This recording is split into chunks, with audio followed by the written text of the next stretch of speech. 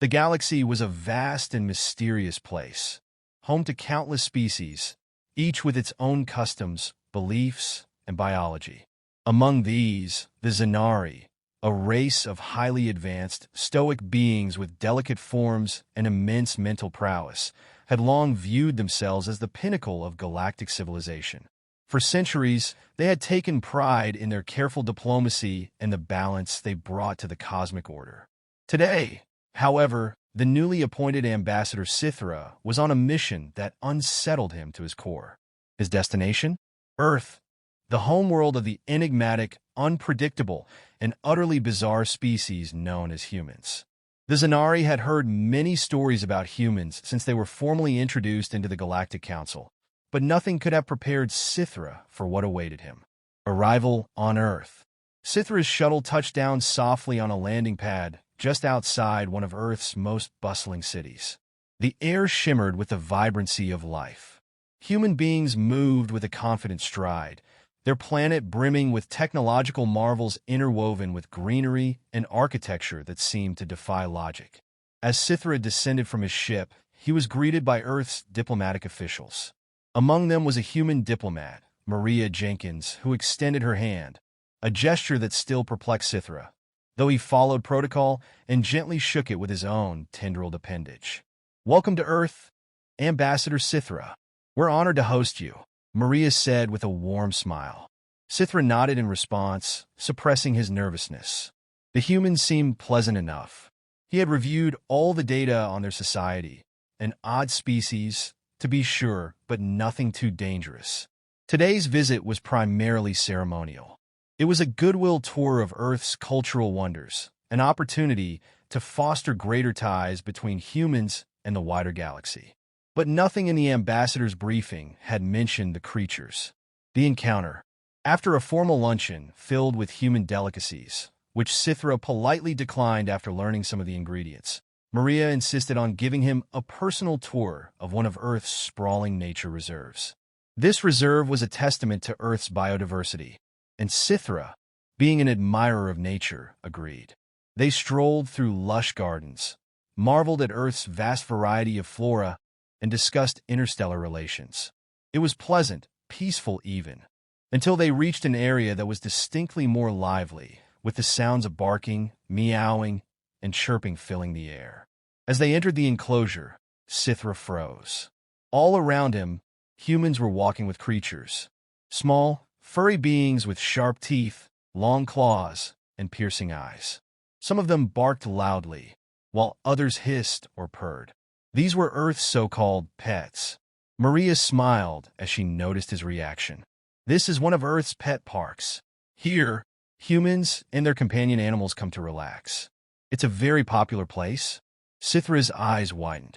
The Xenari had pets, too, but they were serene, floating jellyfish-like creatures that emitted calming bioluminescence. These things, however, were aggressive and predatory in appearance. The ambassador's hearts began to race as he caught sight of a particularly large dog, a beast with powerful jaws, running toward a human child. Just as he thought the worst, the creature pounced, only to gently knock the child over and lick its face with a massive, slobbery tongue.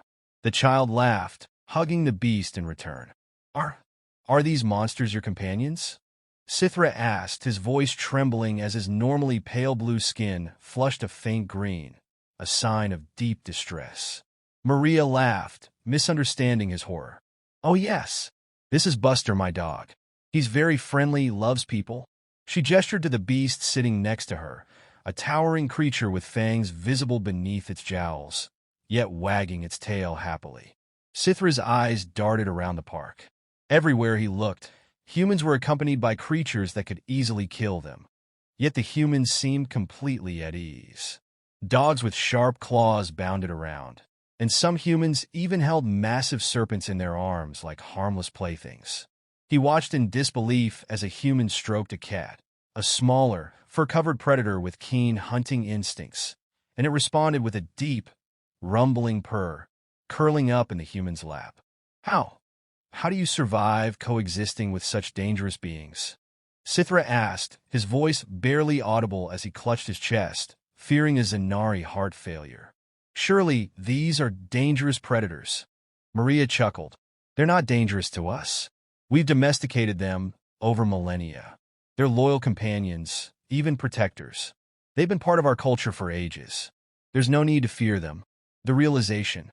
As they continued their walk through the park, Sythra's initial shock began to subside.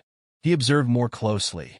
The humans and their so-called pets shared a bond, one based not on dominance or fear, but on trust and companionship.